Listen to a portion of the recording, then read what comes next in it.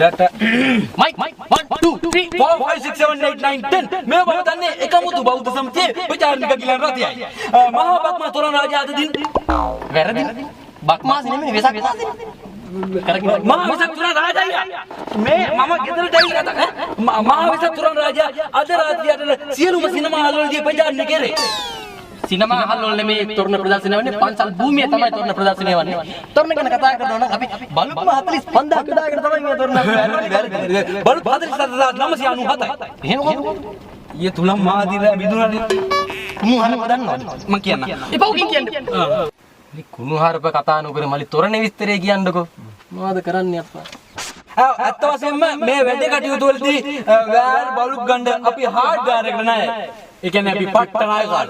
Hardware එක රජයට නෑ. රජයේ ජාත්‍යන්තරයට නෑ. මොනවද?